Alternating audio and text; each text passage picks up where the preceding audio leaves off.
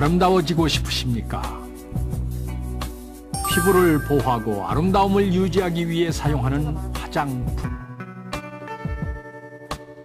그런데 여러분이 사용하는 화장품의 숨은 비밀, 그동안 알고 쓰셨습니까? 눈의 라인을 또렷하고 선명하게 해주는 아이펜슬. 아이펜슬에 천천히 자석을 갖다 대자 눈매가 또렷해 보여요. 자석에 펜슬이 붙습니다. 네? 아, 철이 있나? 우와. 아니, 잠깐만요. 잠깐만. 이거 화장품의 비밀이. 이게 뭐야? 지금 그 성분이 있다는 건가요? 이 안에? 그리고 속눈썹을 길고 풍성하게 해주는 마스카라. 또 여자분들 이거 꼭. 마스카라 역시 자석에 따라 방울하는데요. 이거 신기한데요? 우와. 이는 제품에 함유된 산화철 때문입니다. 산화철.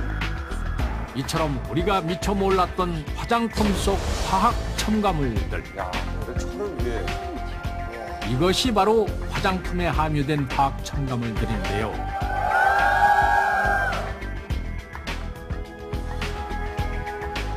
그동안 제대로 알고 쓰셨습니까?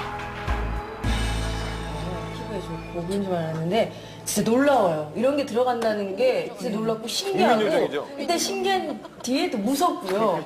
그치. 네. 너무 무서운 건 아직도 성분이 이건 뭐가 모르죠. 들어가 있는지 잘 모른다는 거. 그리고 국민 요괴 아닌가? 일단 좀 충격인데 나는. 국내 요정. 스펀지 2.0 알아야 산다. 화장품의 비밀 글쎄, 남자들은 많이 공감이 안 가는 내용이죠. 제1탄 두발 화장품 샴푸.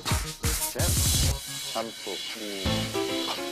모발의 건강과 청결을 위해 남녀노소 사용하는 샴푸. 여러분은 샴푸에 대해서 얼마나 알고 계십니까? 비누처럼 쓰면 안 된다? 뉴스에서 많이 나왔으니까. 시중에 판매되는 샴푸의 성분표를 먼저 살펴봅시다. 샴푸의 뒷면을 살펴보니 되게 많구나, 뭐가. 우와. 정체를 알 수 없는 수많은 화학 첨가물. 다른 화장품의 성분표를 살펴봐도 소듐 라우레스 설페이트, 코카미도 프로필 베타인 24가지? 읽는 것조차 어려운 화학 성분들 뿐입니다. 이거 식품 첨가물하고 다른 세계인데요. 그렇다면 그동안 어떻게 샴푸를 사용하셨습니까? 일반 시민 남녀에게 직접 물어봤습니다. 샴푸를 얼마나 사용하십니까? 일주일에 3번 정도. 네? 일주일에 3번? 샴푸의 양 거 아니야? 한 번 꼭 눌러갖고 나오는 양 정도 쓰고 있습니다. 그렇죠. 매일매일 감습니다. 그렇죠. 샴푸의 양은 샴푸 양은 2번 정도 누르고 헹구는 것도 2번 정도 헹굽니다. 에이, 매일 안 감으시잖아요? 진짜 샴푸까지 해주셨어요. 그런데 당신의 두피에 샴푸 속 화학물질이 남아있다면? 샴푸 사용 전과 사용 후의 모발과 두피 상태 비교를 위해 형광증백제를 사용하겠습니다. 아, 보일 수 있도록. 남아있는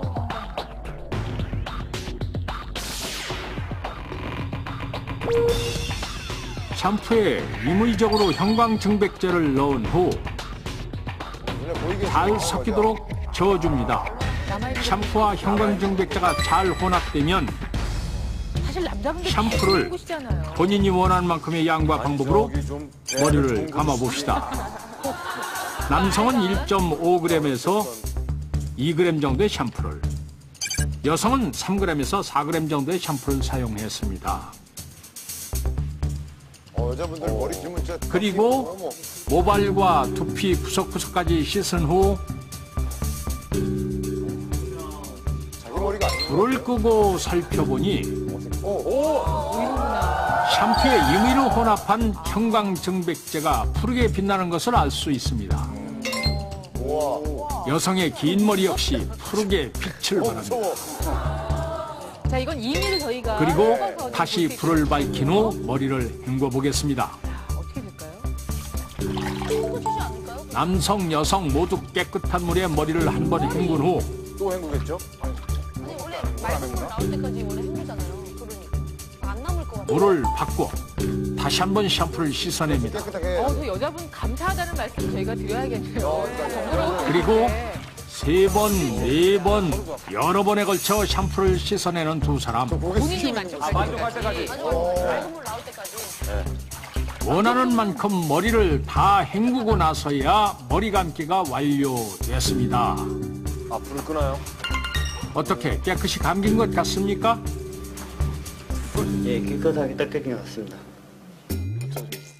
네, 정말 육안으로 보기에는 아주 깨끗해 보입니다.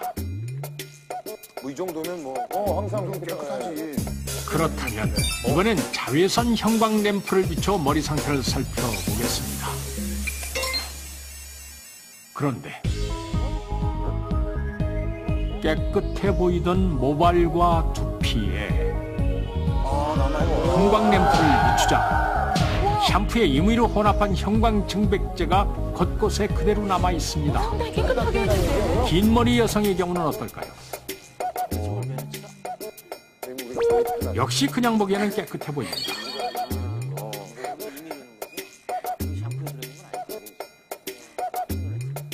그런데 마찬가지로 자외선 형광 램프를 비추고 불을 끄자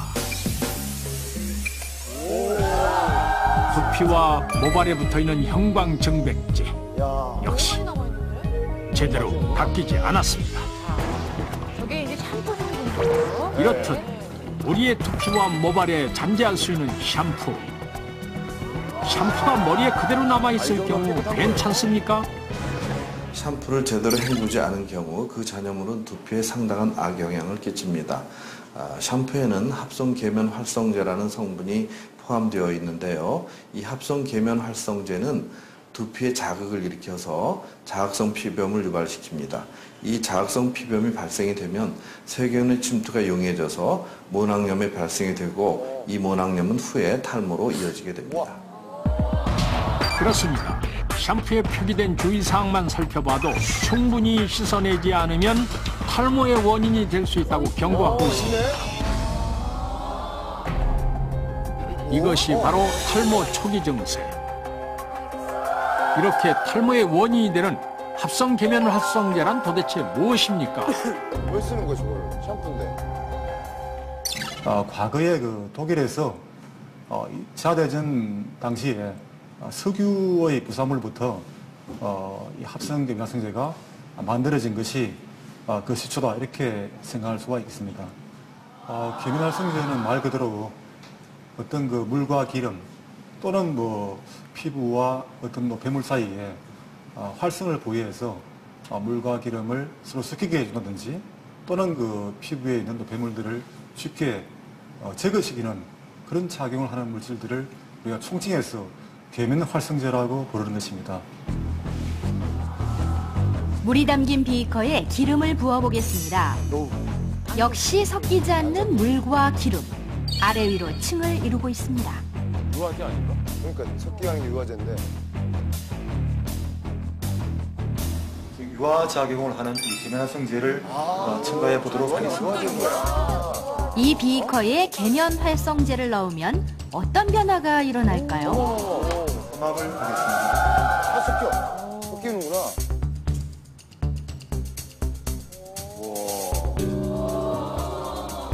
잘 섞어주자 혼합되지 않던 물과 기름이 금세 섞입니다. 이야. 이처럼 유화제 역할을 하는 것이 계면 활성제. 유화제구나. 즉, 물과 기름에 모두 잘 섞이는 계면 활성제가 물과 기름에 결합해 오염물질을 떼어내는 겁니다. 때문에 두피의 때를 제거하는 샴푸에도 빠짐없이 함유된 합성 계면 활성제.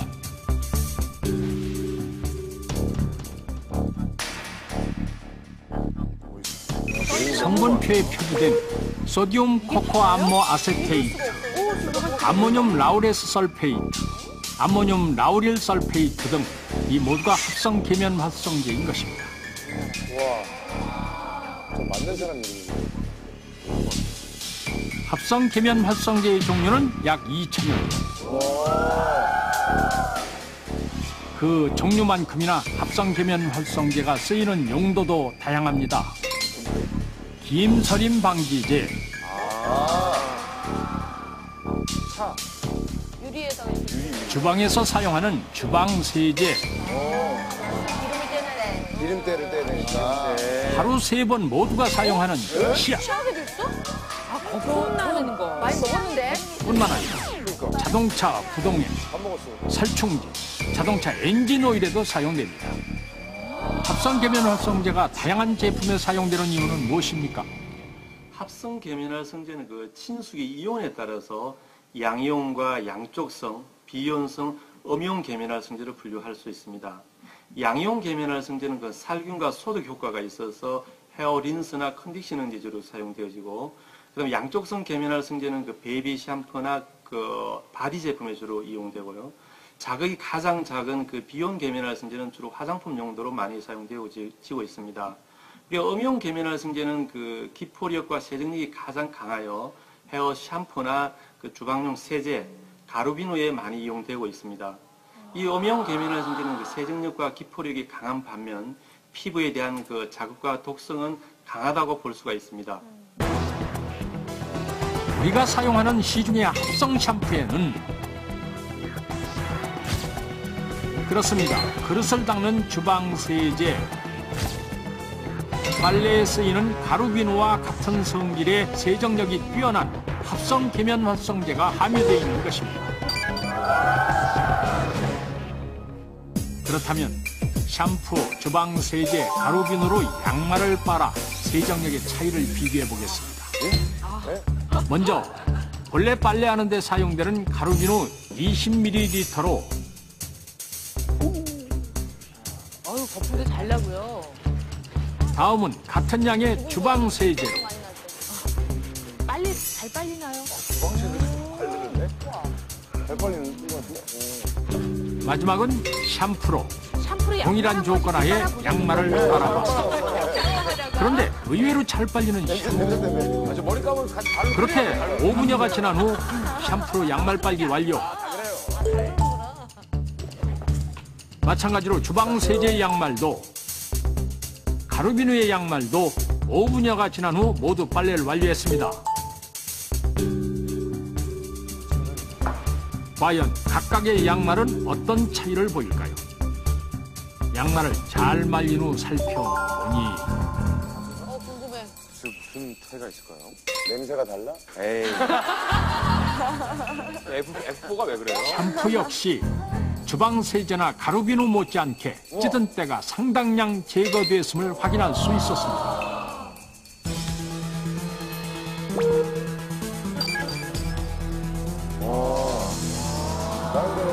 샴푸, 주방 세제, 가루비누는 함량 차이만 있을 뿐 모두 합성 계면 활성제가 함유되어 있는 것입니다. 그만큼 세정력이 강하다는 거죠. 그중 합성 계면 활성제의 함량이 제일 적은 것이 바로 샴푸. 100g당 17g 정도의 합성 계면 활성제가 함유되어 있습니다. 그리고 주방 세제에는 100g당 24g 정도의 합성 계면 활성제가, 가루비누에는 33g 정도로 가장 많은 합성 계면 활성제가 함유됩니다.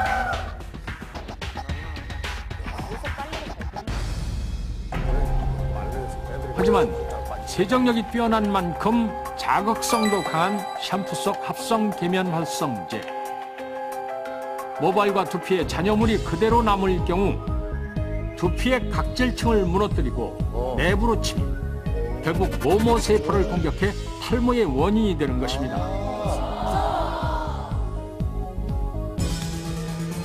충성하십니까?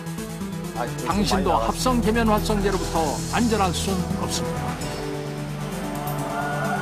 아니, 이거는 잠시 후 도와주는 거예요. 물고기를 일순간에 마비시켜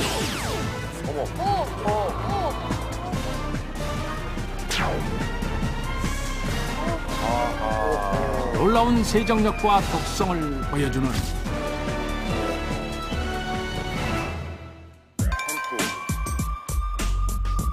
합성 계면 활성제의 또 다른 진실이 공개됩니다.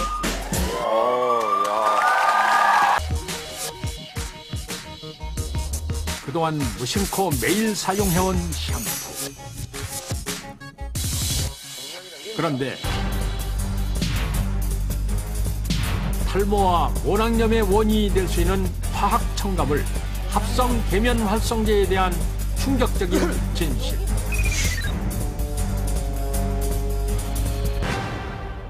샴푸 성분표에 표기돼 있지만 그동안 당신은 얼마나 알고 있었습니까? 뭐 음식에 들어가는 유화제 역할을 하는 거예요. 미에대학 의학부의 사카시타 사카에 박사는 그의 저서에서 이렇게 기술했습니다. 합성 계면 활성제는 유화 용해 작용으로 피부의 지방막을 녹이고 침투할 경우 단백질을 변성시키면 물론 체내에 쌓여 간 기능 장애를 일으킬 수 있다고 경고하고 있습니다.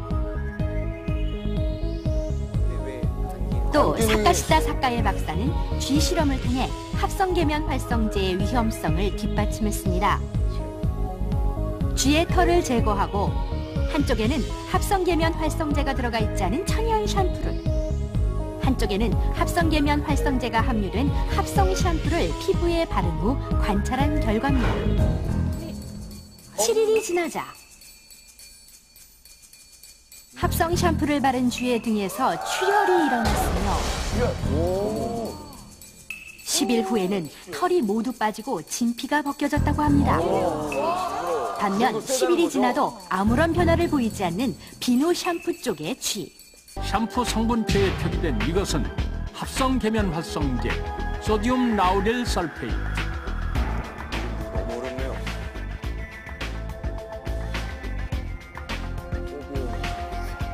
세정력이 강한 음이온계 계면 활성제 중의 하나로 샴푸나 세제 등에 주로 사용되며 SLS라고도 불립니다. 물고기 실험을 통해 비교해 보겠습니다. 한쪽에는 합성 계면 활성제를, 또 한쪽에는 천연 계면 활성제를 넣고 물고기의 상태를 관찰합니다. 이렇게 3분이 흐른 후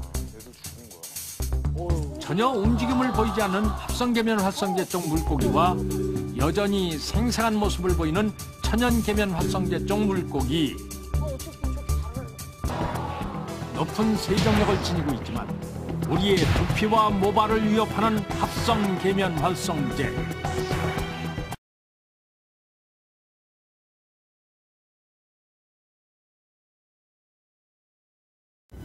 안녕하세요. 지스트리 대표원장 박지혜입니다. 추석 명절을 잘 지내셨나요? 저도 잘 지냈답니다.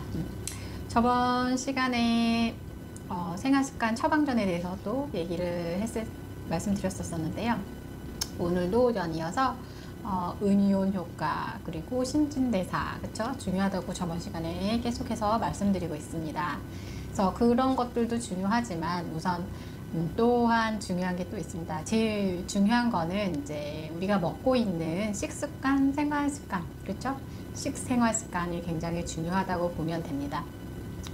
우리가 잘 먹어야 되죠. 잘 먹어야 우리가 음식물을 잘 씹고 그리고 식도로 넘어가서 이제 위로 들어가서, 그렇죠? 잘 영양을 분쇄하고 그리고 나서 이제 소장, 대장 이쪽으로 다 가는 거잖아요. 그리고 혈로 갈 거는 혈로 가고, 먹는 게 제대로 되지 않고 소화 흡수가 잘 되지 않으시면 아무래도 좋은 음식을 먹는다라 해도 소화 흡수가 잘 되지 않으면 영양이 잘 안 가겠죠.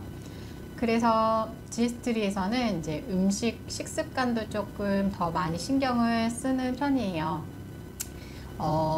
물론 이제 먹는 거 기존에 좀 이제 육식을 많이 하셨던 분들이 좀 많이 있으셔서 저희가 안 먹고 살 수는 없잖아요. 그래서 약간의 다이어트를 조금 좀 권장해 드리는 거가 있어요.